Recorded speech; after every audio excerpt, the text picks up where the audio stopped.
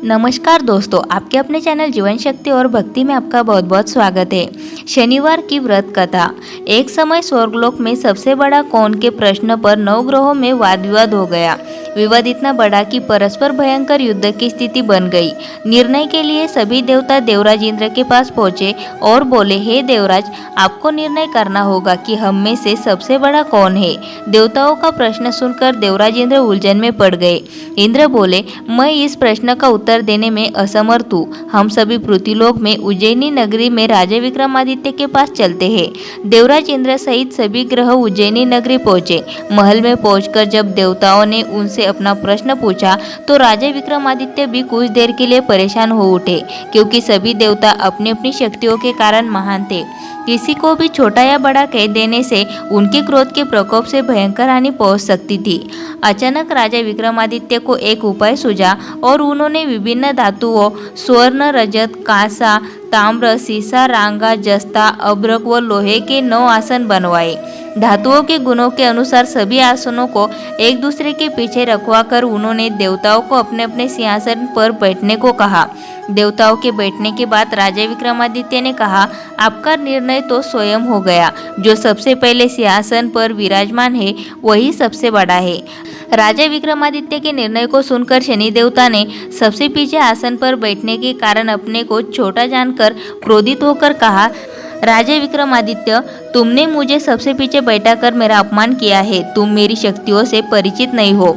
मैं तुम्हारा सर्वनाश कर दूंगा। शनि ने कहा, सूर्य एक राशि पर 1 महीने, चंद्रमा 2.25 दिन, मंगल 1.5 महीने, बुध और शुक्र 1 महीने, बृहस्पति 13 महीने रहते हैं, लेकिन मैं किसी राशि पर 7.5 वर्ष तक रहता हूँ। बड़े बड़े देवताओं को मैंने अपने प्रकोप से पीड़ित किया है।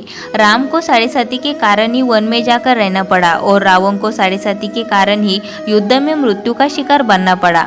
राजा, अब तू भी मेरे प्रकोप से नहीं बच सकेगा। इसके बाद अन्य ग्रहों के देवता तो प्रसन्नता के साथ चले गए, परंतु शनिदेव बड़े क्रोध के साथ वहां से विदा हुए। राजा विक्रमादित्य पहले की तरह ही न्याय करते रहे। उनके राज्य में सभी स्त्री पुरुष बहुत आनंद से जीवन यापन कर रहे थे। कुछ दिन ऐसे ही बीत गए।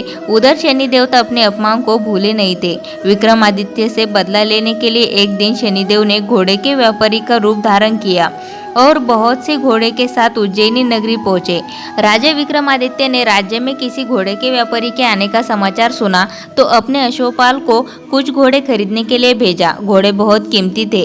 अश्वपाल ने जब वापस लौटकर इस संबंध में बताया तो राजा विक्रमादित्य ने स्वयं आकर एक सुंदर व शक्तिशाली घोड़े को पसंद किया। घोड़े की चाल देखने के लिए राजा उस घोड़े पर सवार हुए तो वह घोड़ा बिजली की गति से दौड़ पड़ा।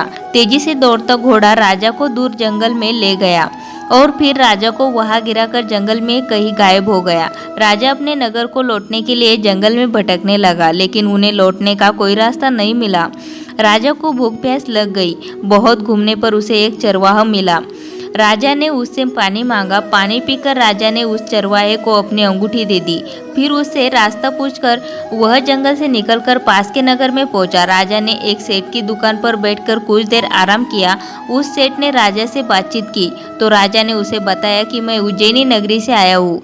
राजा के कुछ देर दुकान पर बैठने से सेठ जी की बहुत बिक्री हुई। सेठ ने राजा को बहुत भाग्यवान समझा और खुश होकर उसे अपने घर भोजन के लिए ले गया। सेठ के घर में सोने का एक हार खूंटी पर लटका हुआ था।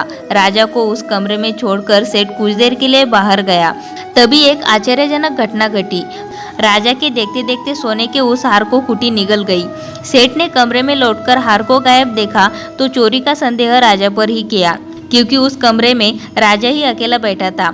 सेठ ने अपने नौकरों से कहा कि इस परदेसी को रस्सियों से बांधकर नगर के राजा के पास ले चलो। राजा ने विक्रमादित्य से हार के बारे में पूछा तो उसने बताया कि उसके देखते ही देखते खूंटी ने हार को निगल लिया था। इस पर राजा ने क्रोधित होकर चोरी करने के अपराध में विक्रमादित्य के हाथ पांव काटने का आदेश दे दिया।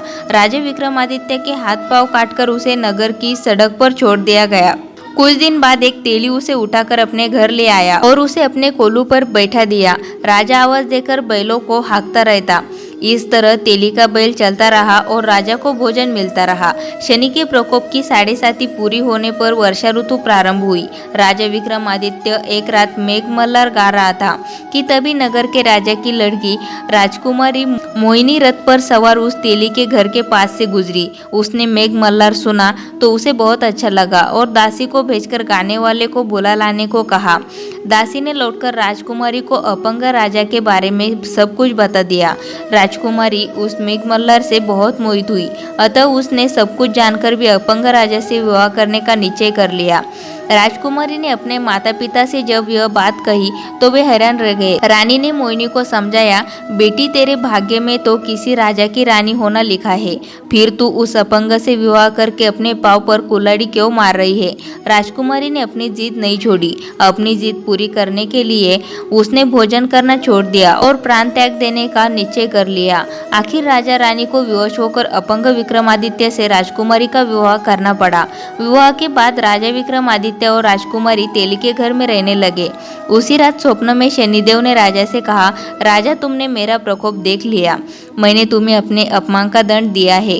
राजा ने शनिदेव से क्षमा मांगने को कहा और प्रार्थना की, हे शनिदेव, अपने जितना दुख मुझे दिया है अन्य किसी को न देना। शनिदेव ने कुछ सोचकर कहा, राजा मैं तुम्हारी प्रार्थना स्वीकार करता हूँ। जो कोई स्त्री पुरुष मेरी पूजा करेगा, शनिवार को व्रत करके मेरी व्रत कथा सुनेगा, उस पर मेरी अनुकंपा बनी रहेगी। प्रातःकाल राजा विक्रमादित्य की नींद खुली तो अपने हाथ पांव देखकर राजा को बहुत खुशी हुई। उसने मनी मन शनिदेव को प्रणाम किया। राजकुमारी भी राजा के हाथ पांव सही सलामत देखकर आश्चर्य में डूब गई। तब राजा विक्रमादित्य ने अपना परिचय देते हुए शनिदेव के प्रकोप की सारी कहानी सुनाई। सेठ को जब इस बात का पता चला तो दौड़ता हुआ तेली के घर पहुंचा और राजा के चरणों में गिरकर क्षमा मांगने लगा। राजा ने उसे क्षमा कर दिया क्योंकि यह सब तो शनिदेव के प्रकोप के कारण हुआ था। सेठ राजा को अपने घर ले गया और उसे भोजन कराया। भोजन करते समय वहाँ एक आश्चर्यजनक घटना घटी। सबके देखते देखते उस खूंटी ने हार उगल दिया। सेठ जी ने अपनी बेटी का विवाह भी राजा के साथ कर दिया और बहुत से स्वर्ण आभूषण धन आदि देकर राजा को विदा किया। राजा विक्रमादित्य राजकुमारी मोहिनी और सेठ की बेटी के साथ उज्जैनी पहुंचे तो नगरवासियों ने हर्ष से उनका स्वागत किया। अगले दिन राजा विक्रमादित्य ने पूरे राज्य में घोषणा कराई कि शनिदेव सब देवों में सर्वश्रेष्ठ है। प्रत्येक स्त्री पुरुष शनिवार को उनका व्रत करे और व्रत कथा अवश्य सुने। राजा विक्रमादित्य की घोषणा से शनिदेव बहुत प्रसन्न हुए। शनिवार का व्रत करने और व्रत कथा सुनने के कारण सभी लोगों की मनोकामनाएं शनिदेव की अनुकंपा से पूरी होने लगी। सभी लोग आनंदपूर्वक रहने लगे। दोस्तों, वीडियो अच्छी लगी हो तो वीडियो को लाइक ज़रूर करें और इसी तरह की वीडियोज आपको मिलती रहे उसके लिए चैनल को सब्सक्राइब करके बेल आइकन को ज़रूर प्रेस करें।